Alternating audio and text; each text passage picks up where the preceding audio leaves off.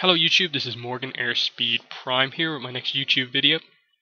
As you can tell, I'm not on camera this time, which means this is going to be a different type of video, a bit more analysis in this one. I've never talked about this topic on a video before. I think I've mentioned it briefly at the start or end of videos, but I've never actually done a video solely focused on this. So what this video is going to be is my first of a few Pokemon videos. I am a pretty big fan of Pokemon. I've played most of the games, and it's definitely one that just carries on through from my childhood. I'm really anticipating Pokemon X and Y coming out end of the year, so I wanted to get out some videos before then, and I'll probably do some videos after then too, with X and Y news, that sort of thing. But anyway, what this video is going to be, is going to be my top 7 Pokemon. So I'm going to go through them in order, what my top 7 Pokemon is. And now, the reason I chose 7 and not, say, 5 or 10 was because I originally planned it to be 5, but then when I got around to narrowing it down, I just had to include the 7. I couldn't just get it down to 5 because I really wanted to talk about the 6th and 7th Pokemon, as you'll probably see from when I get into it now. So these are my top 7, and how I'm going to judge this, how I basically judged it was a combination of the design of the Pokemon, the look, as well as in terms of using it in the game, from a kind of just going through the game point of view, as well as a little bit of competitive battling point of view, so EV training, IV breeding, what is the maximum potential of certain Pokemon. I'm not that big into the competitive side of things, but I am a little bit, so that's why I'm bringing that in a bit as well. So, let's start this off. I'll start off with my number 7, so I'll go in reverse order. The last Pokemon I'll talk about will be my number 1 Pokemon, but for now, we start with number 7. Bottom of the list of 7. So my 7th favorite Pokemon of all time is Vanillux, as you can see here on screen. And this is the way you're gonna see all of the Pokemon when they come up. So I'll just have an image here like this with the name of the Pokemon, the number, the type, what Pokemon it is, abilities, basic stat spread, and some good move suggestions. But anyway, Vanillux. Pokemon number 584 is an Ice-type Pokemon. It is the Snowstorm Pokemon. And I'll leave it there for a while now. Now, why I really like Vanillux. Most people will probably consider Vanillux and the whole evolution line to be one of the most hated Pokemon designs in the whole franchise. But for the same reason that those people hate it, I love this thing. It's a Pokemon that is based on an ice cream cone. And that is just so crazy and silly that I love it. Now, the whole evolution line has it starts off as this little 1 scoop cone thing in a cup, then it evolves into a 1 scoop cone, then it's a 2 scoop cone. So it's a nice evolution line, and it's just this kind of really nice looking Pokemon in my opinion. They go with that ice cream design and run with it. I love the little wafer thing there that's breathing out some icy mist, and just an ice cream Pokemon that's an ice type is hilarious to me. Now, getting into it from a more in-game standpoint, in Generation 5, I did actually use this on my team when I was playing the game, and it worked out really well because Dragon types are usually the big boss Pokemon at the end of the game. Really hard to deal with unless you have an Ice type or a really powerful Rock type. So this thing came in really handy with regards to the Elite Four at the end of the game. Just send out this thing, Ice Beam, and you're taking down dragons every single time. Now, looking at the stat spread, you can see here that it's actually reasonably good, but the problem is it's not amazingly good at anything, which is why it's not very much used in competitive battling. It's got decent HP, decent defenses, special and physical. It's got decent physical attack as well as special attack, and the speed is okay. So that's fine, but the problem is it's not that good at anything really. So the main move set, I suppose, would be Ice Beam as the move to make good use of the special attack, then use the move Automatize that it can use to double its speed, which is really helpful for this thing, and then just make up 2 other moves. So reasonably good competitively. It's a good Pokemon to use in the story of the game, but not so much in competitive battling that much. So that's my 7th favorite Pokemon.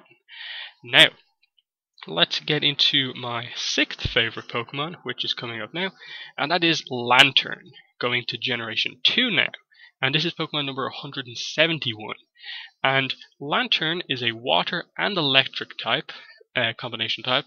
It's the light Pokemon, and let me just talk about it now. From a design point of view, it's probably not it's not a Pokemon that's really on here for its design point of view. I think it's fine looking. It's kind of a combination dolphin and anglerfish, but the main reason it's on here is for the water and electric typing and some of the other moves it has. You can see its abilities are either Volt Absorb, Water Absorb, or Illuminate. Now, you obviously don't really use Illuminate, so you'd go for Volt Absorb or Water Absorb. Volt Absorb probably suits it a bit better in that it mainly looks like a water Pokemon, so some people can get a bit confused by that if you're battling, because it's not the most widely used Pokemon, but it is actually pretty good. And the main reason I have it on my list is because of, I'll get into the good moves first. Thunder Wave and Confuse Ray are two moves it can learn, and not many Pokemon can learn these two moves together. But together they make up this legendary thing called Para Fusion. If you can actually paralyze something and confuse it in Pokemon. Unlike, like, you can't Toxic and Thunder something, but you can confuse and Thunder something. So this gives some crazy kind of status conditions on the opposing Pokemon, and means that there's a very small percentage that once these two things are locked in, that the opposing Pokemon will actually be able to attack. Then, as you can see from its stats, it's a pretty bulky Pokemon that has good HP, reasonably good special defense, but the physical defense lets it down a bit. Reasonably good special attack as well, and it's not that fast. So the key here is obviously to Thunder Wave, Confuse Ray, and then you can hit something pretty hard because it'll have a really hard time attacking you. So that's why I like Lantern. Good Pokemon to use competitively, and reasonably good, I think, in-game as well. I don't think I've ever used it in a game, but I have used it competitively a bit. So Lantern is my 6th favorite Pokemon. Now, let's move into number 5. Number 5 is going to be Klinklang, going back to Generation 5, and Klinklang is number 601. Solely steel typed, and it is the Gear Pokemon. Abilities are a combination of plus, minus, or clear body. Plus and minus are pretty useless unless you do dual battles, but even then it's still not that helpful. So clear body is the one you go for because that prevents all stat drops on Pokemon, so that's reasonably good.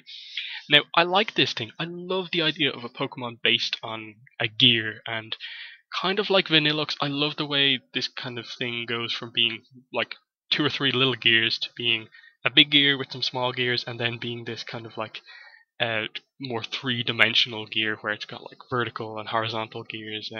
It's a really nice kind of growth in the evolution, and you can see where it kind of comes from. So that's why I like Klinklang in terms of a design point of view. In Black and White 2, I did actually use this Pokemon in game, and I found it such a big help as a kind of wall Pokemon, really defensive Pokemon. And you can see from the stats there, it's a really good physically defensive Pokemon, 115 defense. It's got good special defense as well, 85. And it's surprisingly quick and powerful as well, in that it's got good physical attack, 100, and good speed, 90. HP lets it down a little bit, but I think it's still really good. And then the moves you use on this thing has to be the combination of Shift Gear and Gear Grind. The amount of times I found myself in a position in like the Elite Four or something like that, where you could just switch your Steel type in on something that it resists, shift gear a few times, and then like sweep with Gear Grind was amazing. It's just such a powerful combination of moves. The problem with Klinklang is that other than those two moves, there's just nothing much else to go on with. You can also use Automatize, I think, on Klinklang. I think he learns that, so that like helps him be a bit more quicker. But other than that, like the only real other move you can add to him is maybe the kind of Mirror Shot, it's a specially offensive steel move, or an electric move. So limited moveset is what lets this guy down, kind of in game and competitively. But I still like it enough to make him my 5th favorite Pokemon. Now, let's move on to number 4.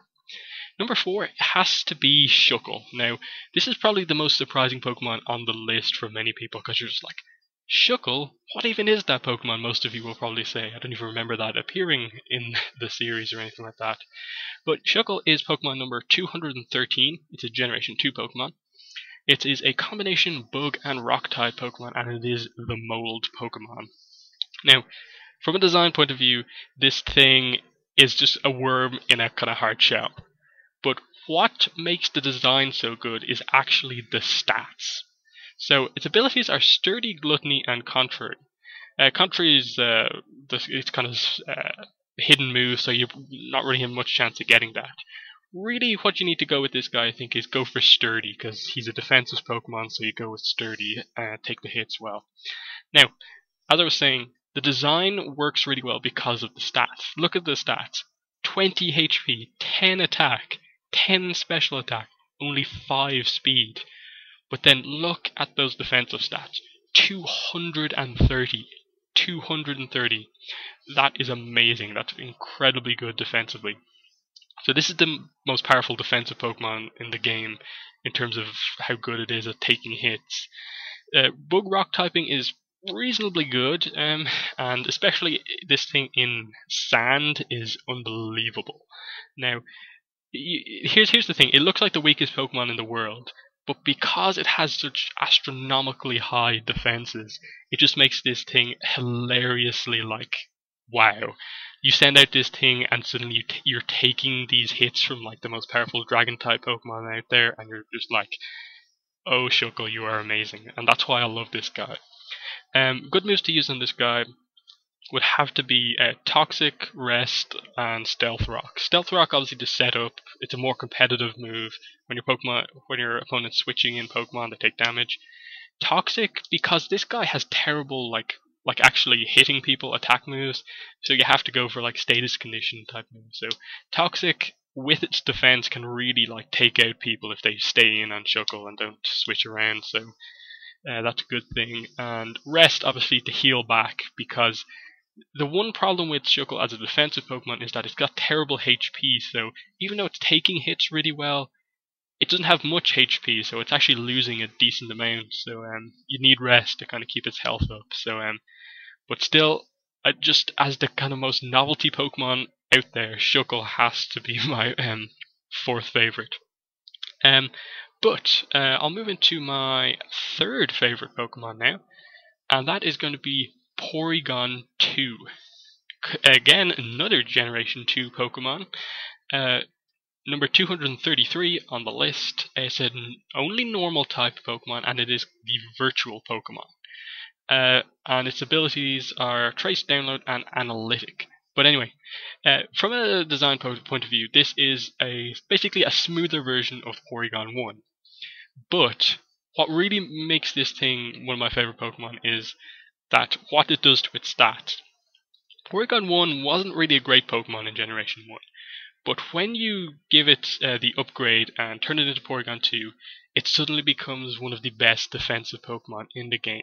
If you give this thing the held item Eviolite, or whatever you want to call it, that basically multiplies its defense by 1.5, this thing is one of the best kind of tanks out there in terms of a Pokemon that's able to take hits and also attack things. So, especially with like abilities like Download, where it gets stat boosts depending on your opponent's Pokemon stats, or Trace, which basically copies the ability of your opposing Pokemon. It's a really amazing defensive Pokemon that also can hit pretty hard. So that's what its stats basically say about it. 85 is reasonably good HP, 80 attack is reasonably good, and that's probably one of the problems with Porygon, in that it doesn't really need that high of a normal attack. But some of its stats are maybe a bit wasted in the normal attack stat. But anyway, 90 defense, 95 special defense, 105 special attack, and 60 speed. And as I was saying, if you use Eviolite on this thing, it basically means it has 130 something defense and special defense. So really, really solid Pokemon. And have to say, this is probably one of the first Pokemon I always put on a competitive team if I want to battle, just because it's so useful. You know, normal is really only weak to fighting, and it can just take hits from pretty much anything else. Good moves to use on this thing would be Discharge, Toxic, and Ice Beam. Toxic because it is a bit of a Pokemon that can kind of stall out games. If something's beating down on you, switch this thing in, you can Toxic stuff. But you can also hit like dragons really hard with Ice Beam. Discharge has a high chance to paralyze your opponent, so really good stuff from Porygon 2. One of my favorite Pokemon.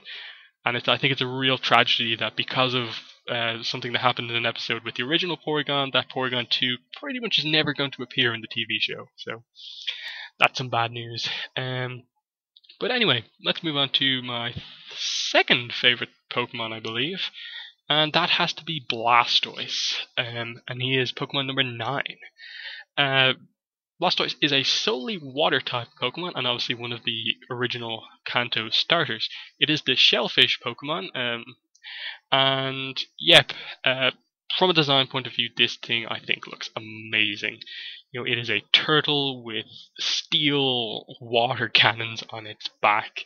You know, I think the idea is to make this thing the ultimate firefighter Pokemon, and it works well. It looks powerful, it looks bulky, and that's basically what it is. And that's why I love this thing. The cannons. It's pretty much one of the only Pokemon that has something like that, where it evolves from being this kind of animal, and then suddenly animal with a bit of kind of technology involved with the cannons. So that's a really cool thing that I like about Blastoise. Makes it very unique as a Pokemon. In terms of abilities, it's got Torrent or Rain Dish. Torrent is okay, but since Blastoise is more of a defensive Pokemon, Rain Dish, I think that little bit of extra healing ability works better for Blastoise. Stats are actually really good. I think it's got 530 all of its stats added up. 79 HP is really good, and 100 defense, 105 special defense. That's a good defensive Pokemon. But at the same time, it's also like reasonably good, like in terms of attack and special attack, and it's okay speed, not the best, but it's still reasonably good. And this thing, I suppose, would mainly be used as a tank. Again, kind of like Porygon 2, maybe not as strong defensively, but it can hit a bit harder, I think. So moves to use on this thing would probably be Rapid Spin, because it's one of the only, like, I suppose, powerfully offensive Pokemon that can have the move, and that works well for it, just to be able to get rid of, like, Stealth Rock. That's from a more competitive point of view. And then, you know, you have your classic Hydro Pump or Water Spout. I think Blastoise can learn as a powerful water move, get the stab attack bonus.